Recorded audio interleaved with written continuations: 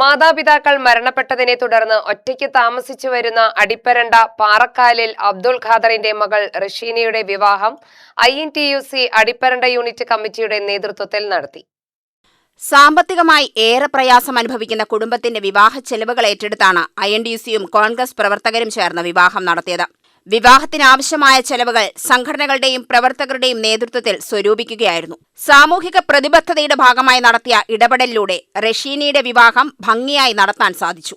ചടങ്ങിൽ advocate CC Sunil, KA Abbas, S Vinod, K Suresh Kumar, Vinesh തുടങ്ങി നിരവധി കോൺഗ്രസ് നേതാക്കളും INTUC നേതാക്കളും പ്രവർത്തകരും പങ്കെടുത്തു. സാമ്പത്തികമായി പിന്നോക്കം നിൽക്കുന്ന കുടുംബങ്ങൾക്ക് താങ്ങായി ഇത്തരം സാമൂഹിക ഇടപെടലുകൾ തുടരുമെന്ന് നേതാക്കൾ പറഞ്ഞു. അടിപ്പരണ്ട പാറക്കാലിൽ താമസിക്കുന്ന റഷീന മാതാപിതാക്കൾ മരണപ്പെട്ട് ഒറ്റയ്ക്കാണ് താമസിച്ചു വരുന്നത്. റഷീനയ്ക്ക് സഹോദരങ്ങൾ ആരും തന്നെയില്ല.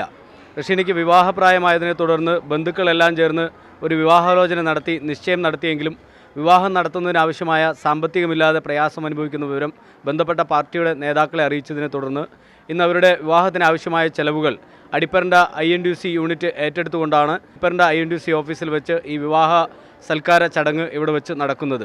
ഈ ഓഫീസിനെ സംബന്ധിച്ചിടത്തോളം ചുരുങ്ങിയ ദിവസങ്ങൾക്ക് മുമ്പാണ് കേരളത്തിന്റെ ആഭ്യന്തര വകുപ്പ് മന്ത്രി രമേശ് ചെന്നിത്തല ഉദ്ഘാടനം നിർവഹിച്ചത്.